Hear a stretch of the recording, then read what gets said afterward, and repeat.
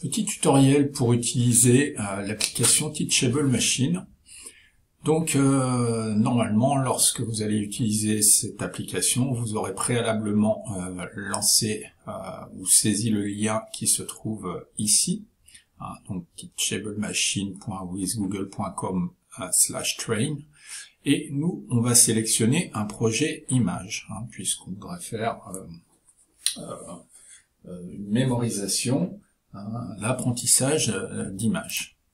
Donc je clique ici, je clique ensuite sur un modèle d'image standard, et ici je vais commencer à créer mes classes, c'est-à-dire les différents modèles que je souhaiterais faire mémoriser à la machine. Alors, si je clique ici, je vais prendre comme exemple le premier que vous avez, c'est-à-dire faire la différence entre des pommes mûres qui seront rouges et des pommes non mûres qui seront vertes. Donc ici, je vais créer ce qu'ils appellent une classe de pommes mûres, et ici, je vais créer une deuxième classe de pommes vertes. Voilà. Ensuite, je vais importer ici mes images. Donc je vais cliquer sur importer.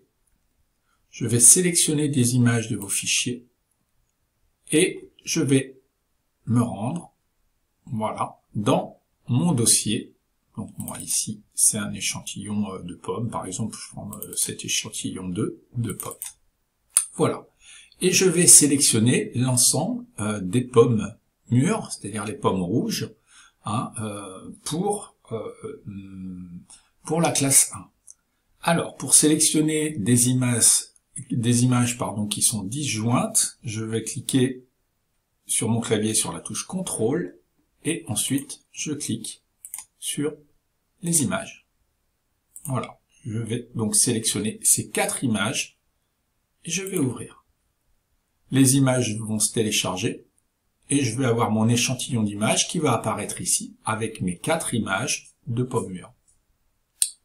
Je vais faire ensuite la même chose pour mon échantillon d'images pommes vertes. Donc je vais cliquer sur importer, je vais cliquer sur sélectionner des images, et même chose, je clique sur la touche CTRL qui me permet de sélectionner des images qui sont disjointes, c'est-à-dire qui ne se suivent pas. On voit bien que cette rouge là, elle est entre les deux. Donc là, j'ai sélectionné les 4 images de pommes vertes, et je clique sur ouvrir. Voilà. Donc maintenant, on voit bien que dans les pommes mûres, j'ai un échantillon de 4 images, et dans les pommes vertes, j'ai un échantillon de 4 images. Alors je vais entraîner mon modèle pour qu'il puisse reconnaître les futures images que je vais lui présenter. Donc je clique sur entraîner le modèle. Donc il y a la préparation des données d'entraînement qui se met en marche, et vous voyez, c'est très rapide. Le modèle, ici, il y a un message qui apparaît en disant que le modèle est entraîné. Ici, vous avez une fenêtre où vous avez un onglet résultats, et vous aurez un pourcentage qui apparaîtra de reconnaissance, c'est-à-dire que lorsque je vais lui proposer une image, eh bien, il me dira de pommes, rouge ou verte, il me dira à quel taux de reconnaissance il établit sa recherche. Donc, ici, nous, on n'utilise pas des webcams, on va utiliser des fichiers. Voilà. Ce fichier, je vais aller le chercher. Et je vais aller chercher, alors bien sûr, j'évite dans mon test de remettre les images de mon échantillon d'images, sinon je risque d'avoir un résultat de 100%. Donc en fait, dans l'échantillon 2, là, je vais aller dans l'onglet test, ici. Et puis dans l'onglet test, je vais mettre cette pomme rouge, ici, que je vais ouvrir, rouge 1. Et ici, il me dit que la pomme mûre, la rouge, c'est une pomme mûre, et il en est sûr à quasiment, à 100%. C'est-à-dire que il est absolument certain que c'est une pomme rouge, et effectivement on peut constater qu'elle est bien rouge.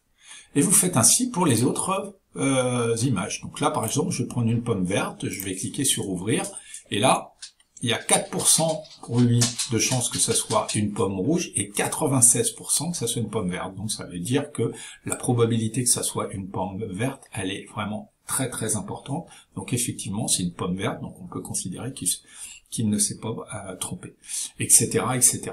Donc voilà comment on utilise Teachable Machine. Donc vous pouvez constater que c'est relativement simple. Alors après, imaginez, vous voulez augmenter votre échantillon d'images, vous avez plusieurs solutions. Soit vous cliquez ici et vous supprimez tous les échantillons. Ou alors, vous complétez, vous importez de nouveau d'autres échantillons d'images. Par exemple, si je veux augmenter mon échantillon d'images, par exemple, c'est ce qui est demandé au test 3. Alors le problème, c'est que si vous n'avez pas effacé, il va falloir que vous vous souveniez déjà des images que vous avez faites, parce que sinon il risque de remettre 2 fois les mêmes images. Vous allez voir, si je clique ici, voilà, je mets toutes mes pommes rouges, je mets ouvrir, je vois ici toutes mes échantillons d'images, et je vois bien que par exemple cette image-là, elle est en double avec celle-ci, donc ça sert à rien, donc autant les supprimer. Donc l'idée, généralement, c'est de mettre ici, de supprimer tous les échantillons et d'importer de nouveau l'ensemble des images.